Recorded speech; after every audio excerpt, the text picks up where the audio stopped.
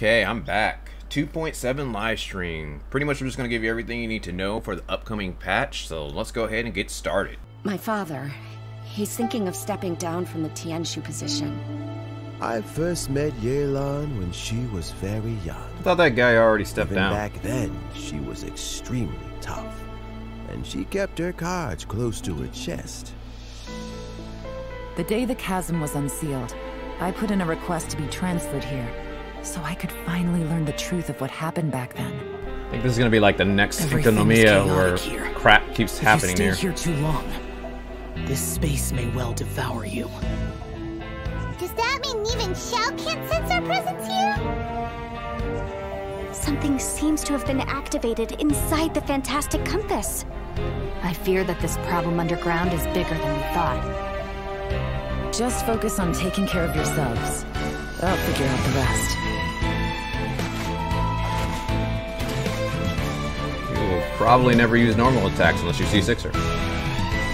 Gotcha. Busted. Here comes the catch. Maybe I should make better use of my time.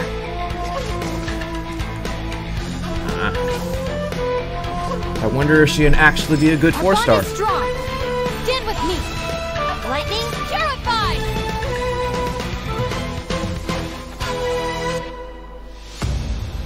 No, it's still alive. Why would you become like this? Oh.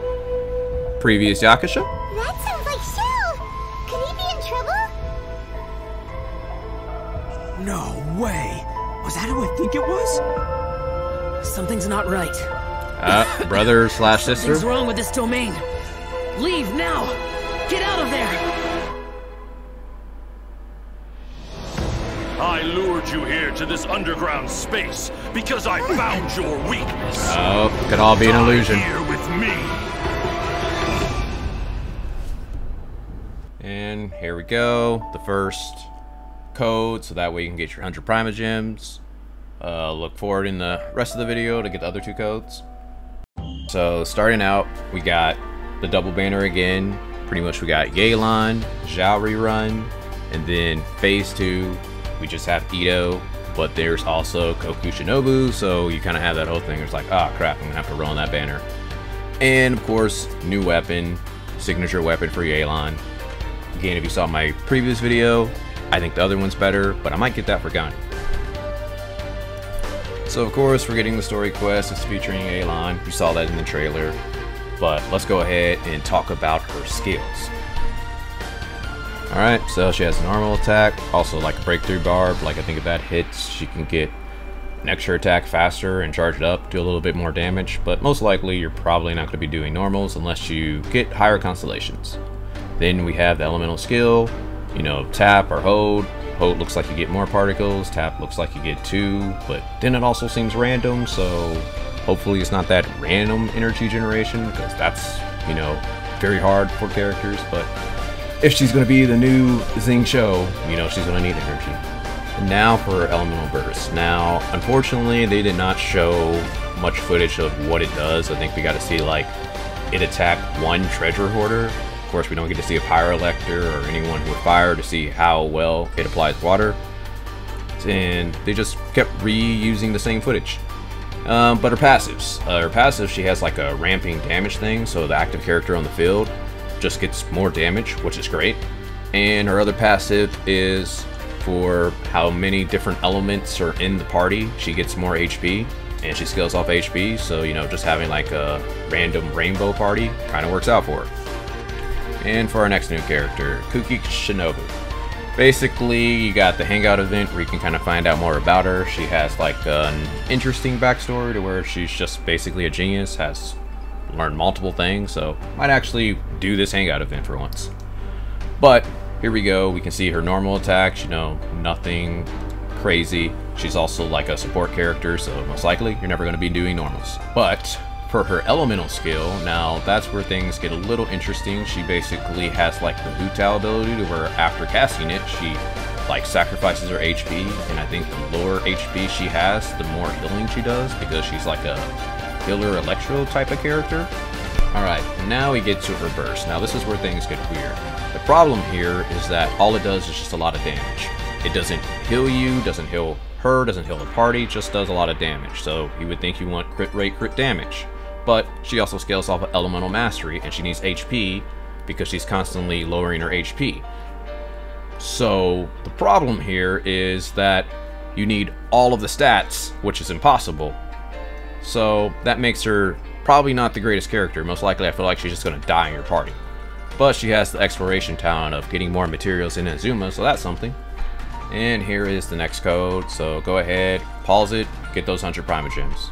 Alright, and now for the events. Now, here we go, it's going to be our main big event. You know, it's the Archon quest, it's going to be tied to getting, you know, your crown. This is the big, giant event. It's actually pretty interesting.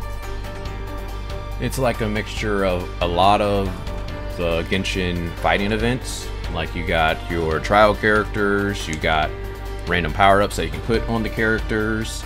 There's also like a reset card system similar to Theater Mechanicus, so that's kind of cool. And then you basically have like 3 rounds and you have to like try your characters. Random characters may not be able to get used in the next round, like they exhaust characters. Sometimes it's random, sometimes it's specific elements, so it kind of gives you like a little strategy. So you probably need to like come in here with probably like 8 characters that you know can just handle anything. So I thought that's kind of cool.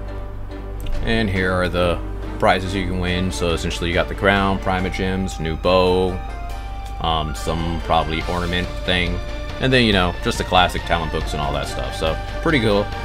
And here's the next fighting event. Now, this one may or may not be interesting. This is essentially protect the monolith, but you know, you have added chasm effects in there. You know, get primogems and talent books, so I don't think it'd be too hard. Also, the monolith actually does something this time, so that might be interesting.